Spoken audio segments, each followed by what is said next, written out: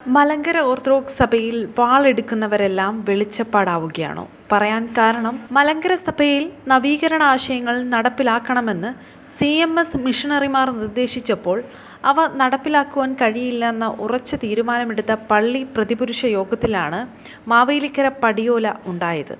ആഭ്യന്തര ബാഹ്യ സമ്മർദ്ദങ്ങളുണ്ടായിട്ടും മലങ്കര സഭയെ സത്യവിശ്വാസത്തിൽ മാവേലിക്കര പടിയോലയിലൂടെ ഉറപ്പിച്ചു നിർത്തിയ മലങ്കര മെത്രാപ്പൊലീത്ത പരിശുദ്ധ ചേപ്പാട് മാർ ദിവന്യാസ്യോസ് തിരുമേനിയായിരുന്നു. ആ പുണ്യപിതാവിൻ്റെ ഓർമ്മ ഒക്ടോബർ 10, 11, 12 തീയതികളിൽ പിതാവ് കബറടങ്ങിയിരിക്കുന്ന ചേപ്പാട് പള്ളിയിലും ജന്മദേശമായ പള്ളിപ്പാട് പള്ളിയിലും കൊണ്ടാടപ്പെടുന്നു.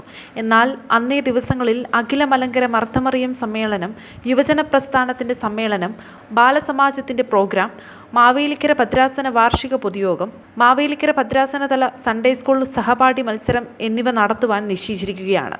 മലങ്കര ഓർത്തഡോക്സ് സഭയുടെ നിലനിൽപ്പിന് കാരണക്കാരനായ പരിശുദ്ധ ചേപ്പാട്ട് തിരുമേനിയുടെ ഓർമ്മ കൊണ്ടാടുന്ന ദിവസങ്ങളിൽ സഭയുടെ പ്രോഗ്രാമുകൾ നിർത്താൻ തീരുമാനിച്ചത് തീർത്തും അപലപനീയമാണ്. വിശ്വാസ സംരക്ഷണത്തിന് വേണ്ടി വിട്ടുവീഴ്ചകളില്ലാത്ത നിലപാടെടുത്ത് മലങ്കര സഭയെ മുന്നോട്ട് നയിച്ച ചേപ്പാട് തിരുമേനിയുടെ ഓർമ്മ പെരുന്നാൾ അതിൻ്റെ പ്രാധാന്യത്തോടെ ആചരിക്കുവാൻ വേണ്ട നടപടികൾ ഉണ്ടാകേണ്ടതുണ്ടെന്നും സഭയെ മുഴുവൻ പെരുന്നാളിൻ്റെ ഭാഗമാക്കിക്കൊണ്ട് അവരെ പ്രത്യേകിച്ച് യുവതലമുറയെ ചരിത്രബോധമുള്ളവരാക്കി തീർക്കാൻ ശ്രമിക്കുകയും വേണം. അന്നേ ദിവസങ്ങളിൽ നടത്താൻ നിശ്ചയിച്ചിരിക്കുന്ന സഭയുടെ എല്ലാ പ്രോഗ്രാമുകളും മാറ്റിവെച്ച് പരിശുദ്ധ പിതാവിൻ്റെ ഓർമ്മ സഭ മുഴുവൻ കൊണ്ടാടപ്പെടണം.